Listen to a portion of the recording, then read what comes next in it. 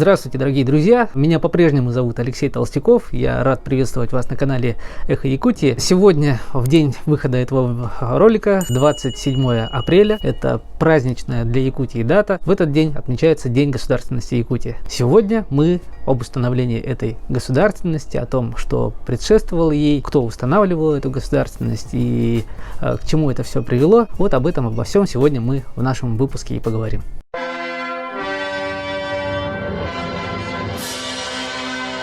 Есть несколько дат, с которыми тесно связана история государственности Якутии. 27 апреля 1922 года постановлением Центрального исполнительного комитета было принято постановление об образовании Якутской автономной Советской Социалистической Республики. Вторая дата связана с вступлением в силу новой Конституции, которая была принята на самом деле 4 апреля 1992 года, но вступила в силу она 27 апреля 1992 года. Вот эти две даты ключевые для нашей сегодняшней истории, и мы бы сегодня хотели вокруг этих дат построить нашу беседу, потому что каждая из них предшествует определенному ряду событий. Итак, большинству жителей Якутии известны имена наших отцов-основателей. Да, сегодня вот праздник большой в городе Якутске, да, я думаю, по всей республике проходит. Сегодня вспоминают такие имена, как Платон Аюнский, как Максим Амосов, как Исидор Барахов, Степан Аржаков, Софья Сидорова, Александр Габышев. Это другой, не тот, который сейчас в психушке сидит. Великие сыны Якутии, которые стояли у истоков основания государственности Якутии. Так вот, каждый из них, что прискорбно, не прожил и 50 лет. К сожалению, большинство из них были репрессированы и расстреляны. Но, тем не менее, за их короткую жизнь они оставили ярчайший след в истории Якутии. И давайте более подробно об этом поговорим.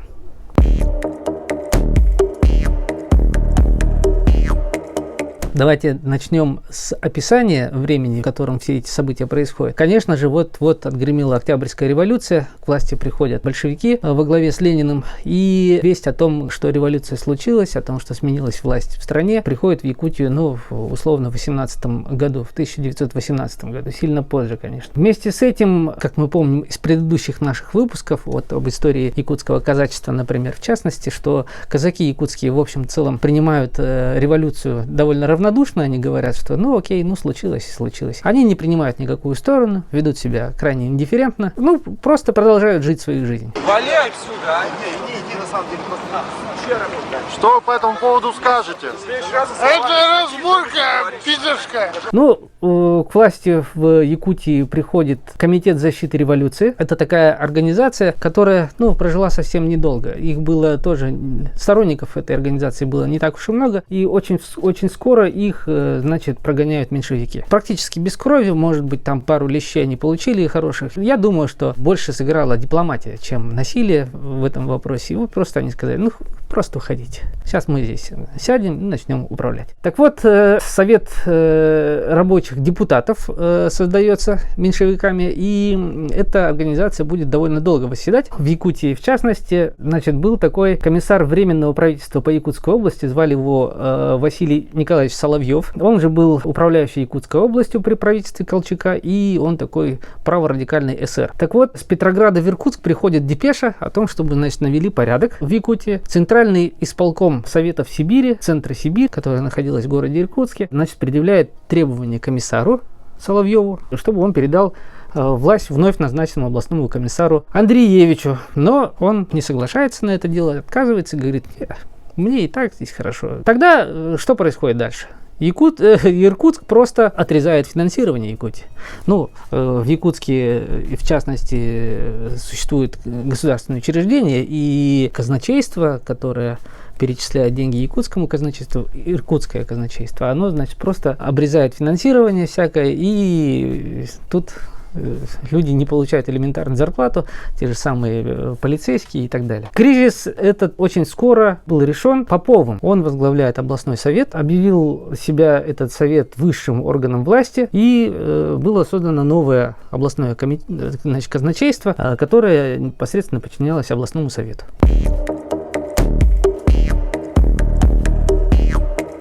21 марта 2018 года состоялись выборы. Совет рабочих депутатов, значит, сильно в результате этих выборов полевел. К власти приходят левые. Соответственно, как только они заходят в органы управления, они, значит, начинают вмешиваться в финансирование деятельности. И это сильно не нравится большевистской власти, да? Для того, чтобы, значит, исправить такую вот критическую ситуацию, своим постановлением 28 марта 2018 года областной совет решил арестовать 30 членов Совета рабочих депутатов и заключить их в тюрьму. Что, собственно, было сделано? В центре Сибири об аресте членов Совета рабочих депутатов стало известно буквально на следующий день. Не знаю, сработал очень хорошо телеграф или голуби отправили, не знаю.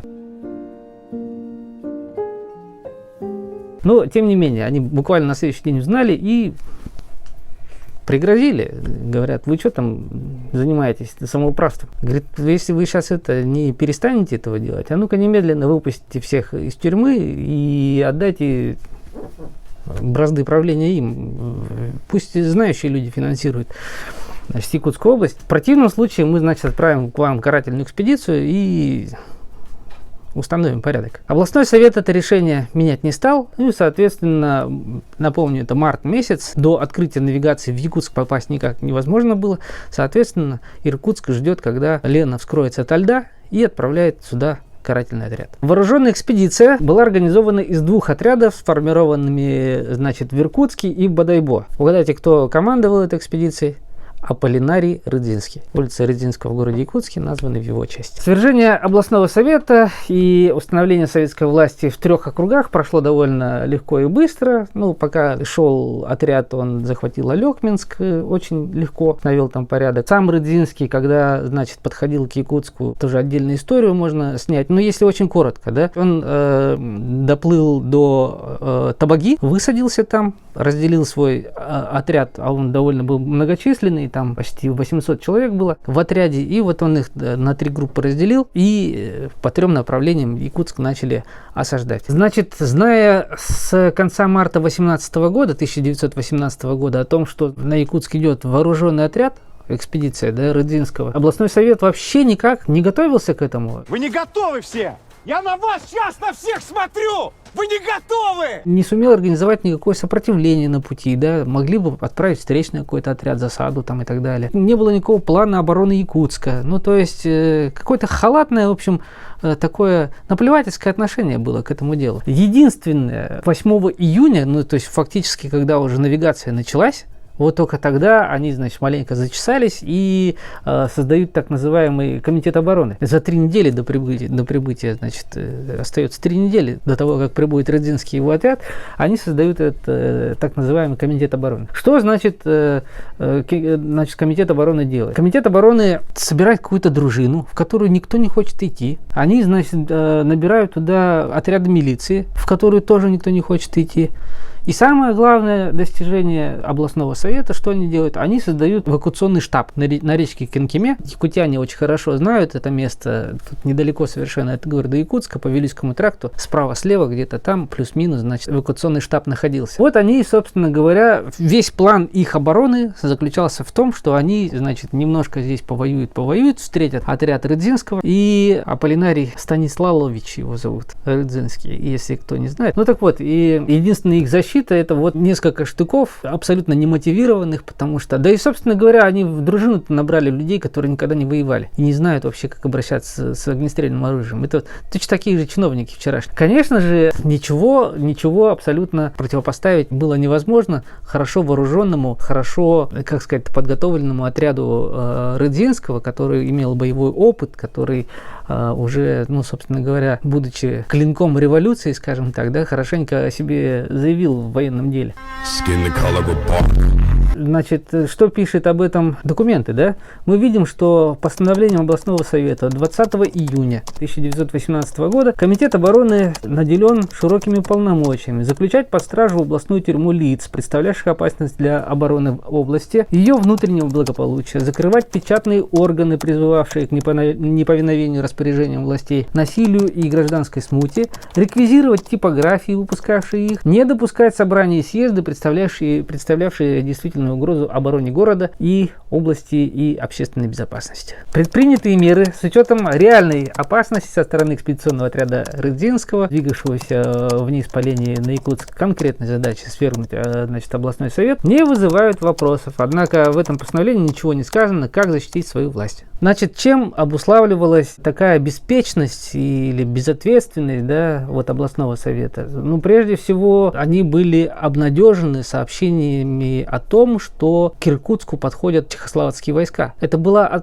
отчасти правда, но у чехословацких войск не было намерения идти на Якутск. Это во-первых. Во-вторых, в обществе культивировались слухи о том, что очень скоро весь восток нашей страны будет завоеван то ли американцами, то ли японцами, то ли англичанами. Ну, поскольку революция в стране, там на самом деле интересантов-то много было. Единственной лояльной страной, соседом, да, нашей страны, наверное, являлся Китай. Собственно говоря, белогвардейцы-то там и укрывались, в том числе и Анатолий Пепеляев, до которого мы еще доберемся сегодня. Так вот, эти обстоятельства сподвигли беспечно отнестись к этим сообщениям. В результате похода Рыдзинского Якутск был взят практически очень легко, буквально там 86 человек, по сообщениям историков, погибло с обеих сторон, суммарно, скажем так, да, это в рамках там одной битвы, не такие уж большие цифры. Итак, областной совет потерпел поражение в этой битве, и 1 июня 1918 года в Якутске установилась советская власть. И еще до прихода Рыдзинского в город Якутск, пока еще не пролилась кровь, по большому счету, Платон Алексеевич Аюнский, это один из отцов-основателей, повторюсь, да. Вообще тут надо сделать ремарку о том, что это за люди. Это уже образованные люди, это люди, которые отучились. Говоря люди, я говорю не только об Аюнском, я говорю об Амосове, о Барахове, о Аржакове, да, все они уже отучились в якутской учительской семинарии, они, по сути, однокурсники. Аюнский уже закончил Томский институт, учительский институт. Он уже напитан идеями революции. Амосов уже крепко дружит с Емельяном Ярославским. Он посещает его ревкружок. Соответственно, все эти люди уже очень сильно напитаны революционными идеями, но они такие, не радикальные, скажем так, да, они пытаются сохранить жизнь нашим соплеменникам, якутянам. Об этом, значит, красноречиво говорит история о том, как Слепцов пытается остановить областной совет. Да, он отправляет телеграмму, но, к сожалению, связь была в те времена не очень хорошая. Он находится в Иркутске, в центре Сибири. Он созывает там специальную мирную комиссию. Но поскольку телеграфное сообщение было не очень нормальное, и собственно говоря, телеграфисты-то были настроены против областного, совета, да, часть этой телеграммы не доходит или, искажается смысл. Я вам зачитаю ее. Посылаю комиссию. Центр Сибирь желает предотвратить всякие последствия гражданской войны. В интересах области восстановить правильные взаимоотношения окраин с центром, дабы дать возможность при нормальных условиях вести плодотворную созидательную работу на процветание Якутской области. Такое сообщение, телеграфное сообщение отправлял Аюнский, но оно доходит то ли обрывками, то ли не доходит вообще. В конечном итоге областной совет сообщение не получает или получает обрывками и, соответственно, не соглашается на эти требования, не идет на эти компромиссные решения, предложенные Аюнским, и, соответственно, проливается кровь, когда приходит уже отряд Рыдзинского.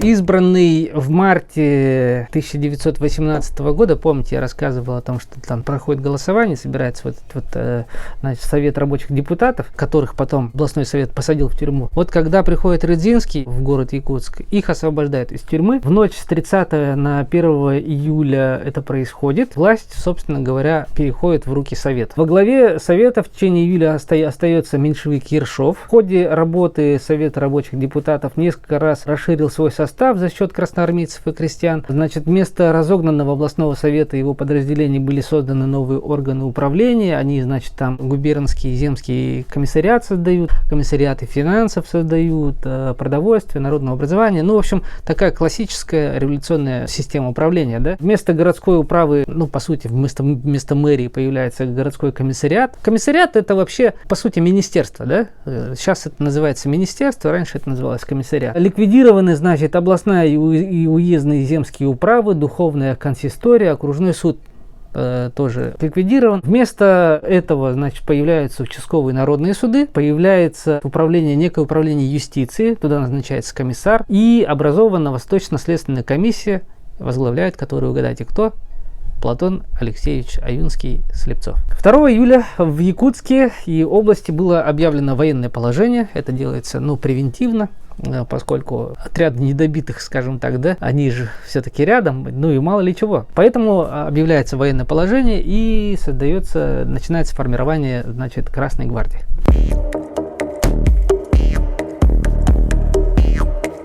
Еще одна интересная историческая деталь. Одно из первых решений Совета рабочих депутатов, поскольку они были очень рассержены на то, что их посадили в тюрьму, становится выплата репараций. Все, кто поддерживал областной совет, обязаны выплачивать репарации по 1500, значит, рублей с обеспеченных жителей городов, соответственно, Якутска. Речь идет о Павловске, о Магане, Марха, что ли. В общем, здесь все близлежащие такие населенные пункты. Вот с этих местностей, значит, собирают определенную сумму, облагают их налогами. 7000 рублей должны были, значит, они платить налога, и 1500 рублей, значит, просто единомоментно они должны выложить. Вот такие вот репарации. Очень сильно, значит, они обиделись, и поэтому такое решение было принято. Война, чего ж тут, даже если она гражданская. Вообще необходимо отметить о том, что подавляющее большинство сельского населения, повторюсь, оно вообще оставалось вне революционных событий, оно не знало, что там в стране идет революция. Да? Вот что, например, писал Исидор Барахов. Вы знаете, кстати, что Барахов – это его не настоящая фамилия. На самом деле Исидора Никифоровича фамилия была Иванов, самая простая фамилия. А Бараховым он стал, потому что это было прозвище его отца Барах. И вот он просто взял, начал, значит, прозвище своего отца и взял такую себе, сделал фамилию. А на самом деле он Иванов. Так вот, что он писал. В данном случае большевистское движение захватило рабочие, вообще трудовые массы города Якутска. До сельских мест оно еще не докатилось. Якутская деревня все еще дремала в своем полупервобытном покое, слегка взбудораженная лишь своей верхушечной таянацко-интеллигентской части. Вот так вот пишет нам Исидор Никифорович. Вернемся к событиям в Центральной Сибири. Помним лето 18 года. Чешская армия, чехословацкая армия уже стоит под Иркутском. Действительно, вот с золотым обозом, да, так называемым царским золотым резервом, который еще никто не найдет. Повторюсь, это уже совсем другая история. Впрочем, это уже совсем другая история.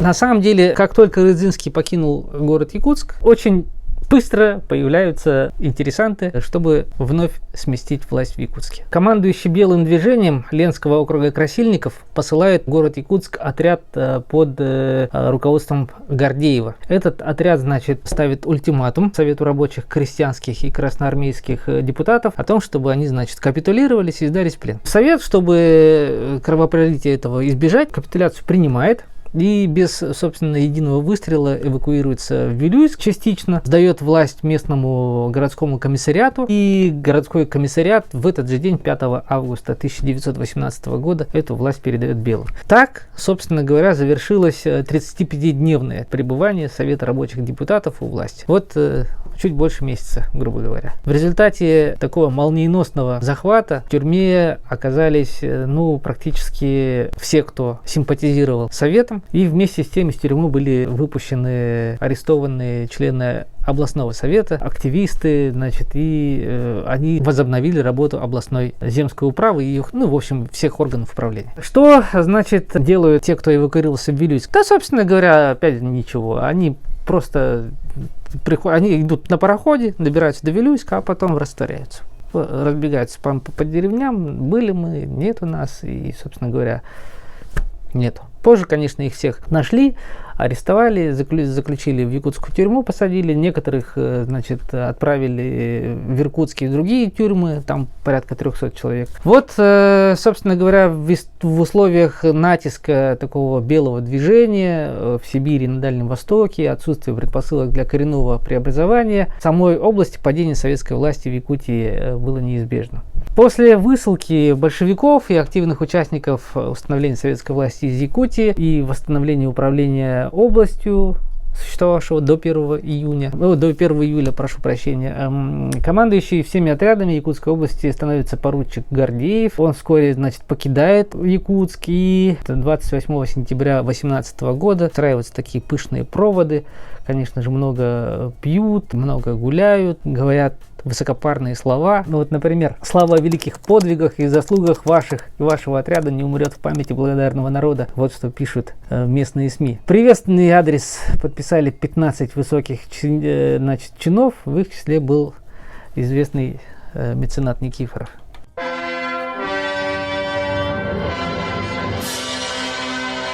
Итак, в ночь с 14 на 15 декабря 1919 года военный гарнизон и рабочие города Якутска поднимают восстание против белогвардейского движения и практически без сопротивления совершают переворот. Приходят, снова советы к руководству республикой. Очень скоро ставится вопрос о статусе Якутии в Советской России, и этому посвящен наш второй большой блок. Мы об этом сейчас будем более подробно говорить.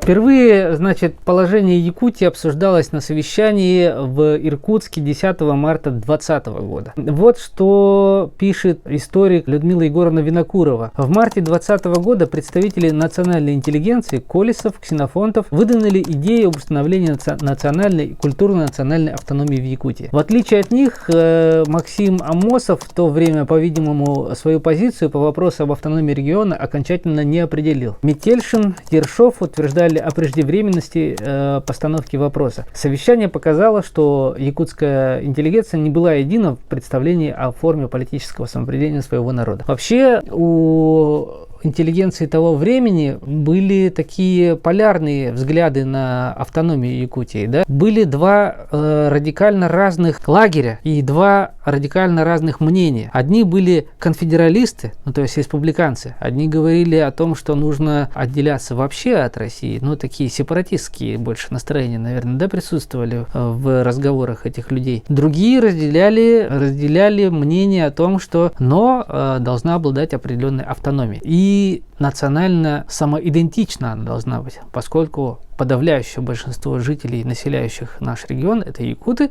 соответственно, национальное самосознание и национальные особенности должны учитываться в построении государства. Такие примерно были в 2020 году мнения на этот счет. Они чуть позже, буквально уже через год, в 2021 году, у Амосова уже очень сильно укрепятся. Их разделит, прям поддержит очень хорошо Амосов, Барахов, Аржаков, Степан Аржаков. Давайте разбираться еще более подробно. 20 апреля 2020 года решением Сибревкома, революционный комитет Сибирский революционный комитет, упразднил областной статус Якутии и передал ее Иркутску. Это, конечно, вызвало резонанс, такое решение. Местные, элиты не согласились.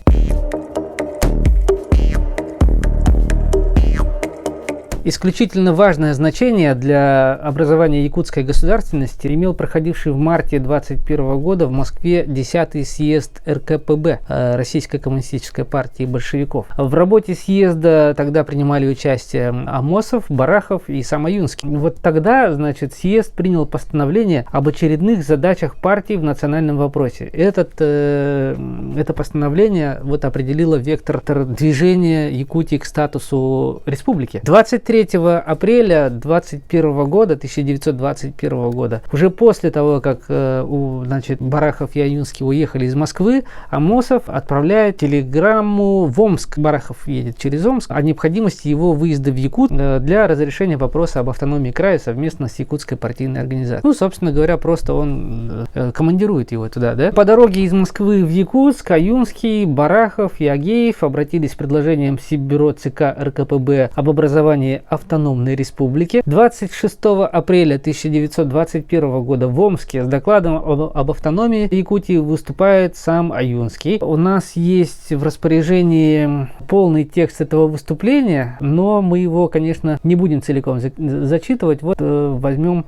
небольшую выдержку. Пора нам, коммунистам, встать во главе автономии якутского народа и возглавлять коммунистической партией национальное культурно-экономическое возрождение якутов. Вот о чем заявил тогда Аюнский. Половина членов Сиббюро восприняла его аргументацию как националистическую. Ну и, собственно говоря, он должен был потом написать оправдательную пояснительную записку, что, собственно говоря, он и сделал. Он потом направляет эту бумажку, докладную бумагу, значит, в Сиббюро. Ну и говорит, что он совсем не то имел в виду, что его доклад там вызывает какие-то сомнения, что... В общем, нет, все было не так, все неправда, вы все врете.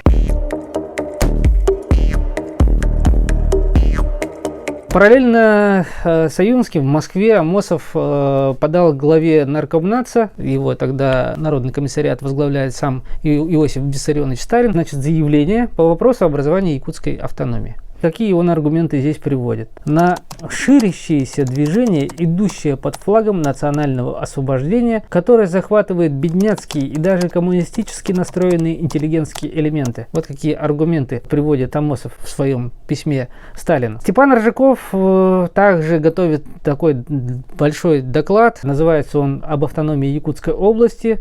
Его обсуждают, значит, на заседании коллегии Наркомнатса 16 мая 2021 года. В результате было принято решение о выделении Якутской области в автономную единицу. В сентябре 2021 года белое движение возвращается в Якутию. Мы помним про генерала Пепеляева, да, подданного адмирала Колчака. И мы помним о том, что якутская интеллигенция тоже глубоко, не супер симпатизирует, скажем так, социализму, коммунизму и революционному движению в частности. Они все-таки больше империалисты, люди, которые долго служили царю, батюшке. Поэтому все эти события происходят одновременно. Понятно, что по-прежнему большая часть населения Якутии еще не образована и мало чего в этих делах понимает. И она принимает сторону ту, которая простыми словами или довольно красноречиво, доходчиво объясняет ту или иную позицию.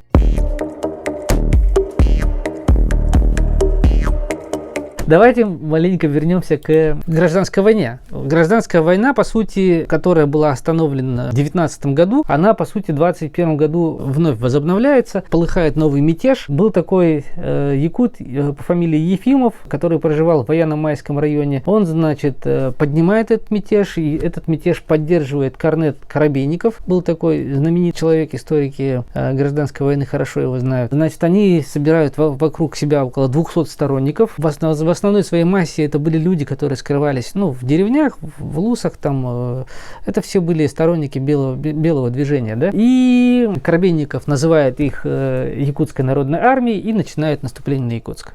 Это сентябрь 2021 года, напомню. Более того, к восставшим присоединились отряды под командованием офицеров Озерова и Ксенофонтова. В Чурапче, в 170 километрах от Якутска, мятежники учредили Временное Якутское областное народное управление и двинулись в сторону, собственно, города Якутска. В марте 22-го они захватили Якутск, в марте 22 года. Большую часть, оборонявших красноармейцев они убили. Всех, кто сдался в плен, они пленили. У них там довольно, неплохие трофеи военные получили, 6 пулеметов они взяли в качестве трофеев. И, собственно говоря, численность самой этой как они считали, освободительной армии довольно сильно подросла. Коробейникову со всех концов Восточной Сибири стекались охотники, люди неравнодушные, хотели повоевать с советской властью. Вообще, почему люди не любили советов? Сколько не советов, а вообще мы же помним из выпуска про якутское казачество о том, что первым решением было уничтожение классов, да, раскулачивание и так далее, и так далее. И собственно, под эту горячую руку все они и попали. И в 22 году часть этих людей, которых совсем недавно раскулачили, там советская власть им, довольно много плохих там вещей понаделала, они были злые на это дело. Поэтому присоединились к отряду Коробейникова и, боролись с большевиками.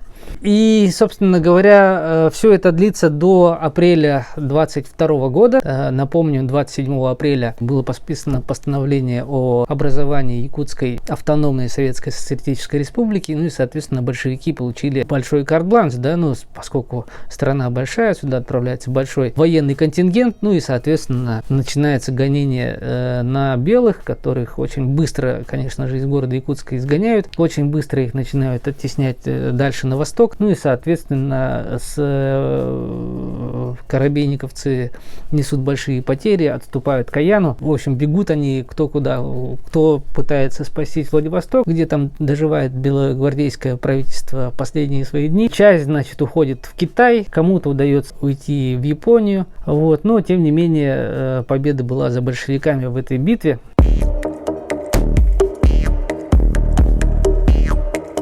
Вообще говоря об антисоветском движении в Якутии, таких бунтов, мятежей было еще два как минимум. Вплоть до 1927 года были не согласны с политикой советской власти. В частности, возникают такие граждане, как Павел Ксенофонтов, тоже довольно-таки воинственно был настроенный человек, но тем не менее власть якутская состоялась и пришла, очевидно, надолго. Значит, 10 марта 22 года также происходит одно из знаковых событий в истории становления якутской государственности. Отстраняется от работы местные такие ярые коммунисты Лебедев и Агеев. Зачем это было сделано? Аюнский и Амосов считают, что вообще нужно приводить к власти людей, которые будут симпатичны самим этим людям, да? А мы знаем, что был красный террор, это не секрет, это часть нашей истории. Понятное дело, что гордиться здесь нечем, но вот в частности Лебедев и Агеев, они были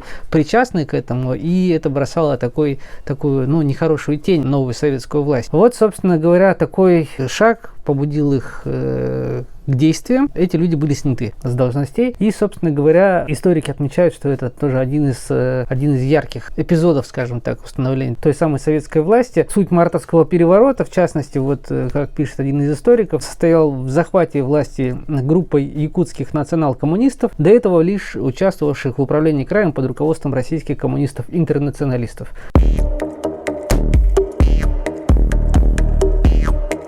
Вообще политика высшего советского руководства Якутии изменилась, и вот, повторюсь, она была нацелена на то, чтобы прекратить, значит, политику классового расслоения. В частности, вот те люди, которые сдавались, повстанцы, да, которые сдавались, не несли никакого наказания, получали такую определенную амнистию за свою антисоветскую деятельность. Представители интеллигенции, наоборот, получали повышение, некоторые их назначали руководителями тех или иных направлений. Собственно говоря, активно велась такая пропагандистская работа с населением. Очень хорошо работала пресса, выезжали агитбригады в районы, рассказывали о прелестях советской власти. Такая большая пиар-работа велась по большому счету. И все это дало плоды, население начало активно содействовать советской власти, понимать все ее плюсы, минусы. Но, собственно говоря, советский период Якутии — это довольно яркий период, наверное, да, можно сказать. С приходом советской власти у нас получила мощнейшее развитие промышленность, в частности, добывающая промышленность. Очень мощно получила освоение, значит, золотодобывающая промышленность. Вскоре была открыта западная алмазная провинция, выпуск о ядерных взрывах, пожалуйста, посмотрите, вот ссылка на этот выпуск. Все это дало такой большой толчок промышленному освоению Якутии.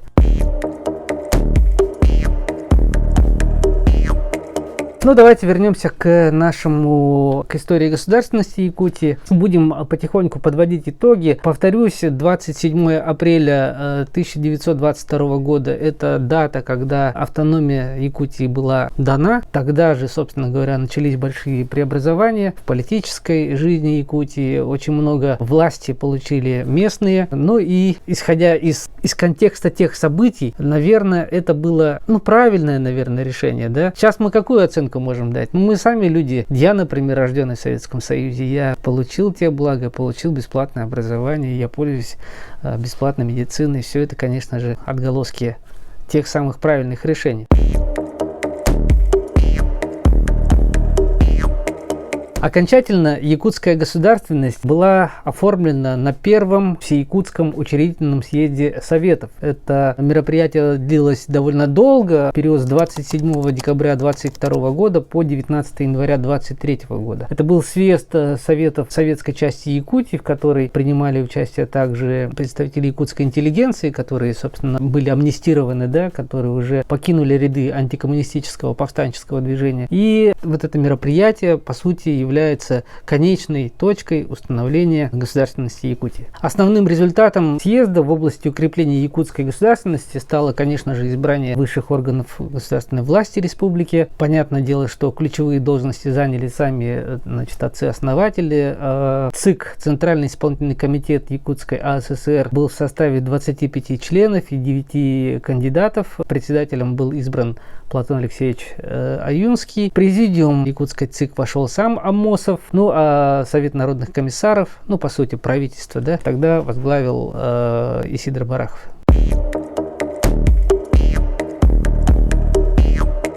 Еще одна дата, которую нельзя обойти стороной, это 27 сентября 90 года. Именно тогда при активной поддержке всего населения Якутии была принята Декларация о государственном суверенитете. В октябре 91 года учрежден пост президента, а уже в декабре того же года, 91, этот пост занял Михаил Ефимович Николаев, первый президент Республики Саха-Якутия. Тогда же и было изменено название региона. Тогда наша республика начала называться Республика Саха-Якутия.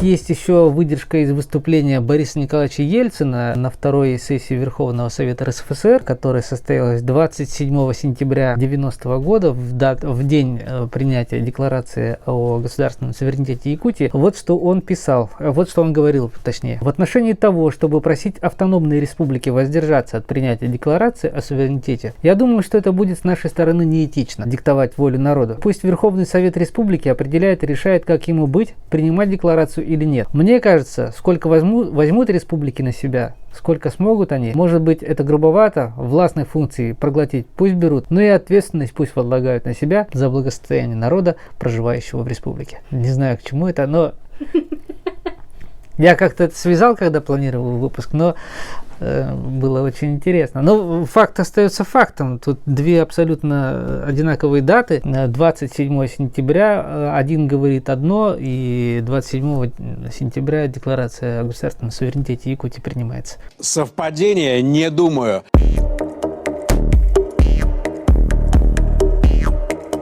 Ну, короче, завершать этот выпуск обязательно надо. Хочется завершить его на позитивной ноте. Еще раз всех якутян, всех жителей Якутии поздравляю с праздником, Днем государственности республики. Пусть у вас всегда будет хорошее настроение, тепло, светло, ярко, как в этот весенний солнечный день. Еще раз большое спасибо за то, что вы подписываетесь на наш канал, оставляете комментарии, приглашаете к просмотру наших видео ваших друзей. Впереди нас ждут еще более увлекательные новые видео, поэтому оставайтесь с нами, увидимся, пока.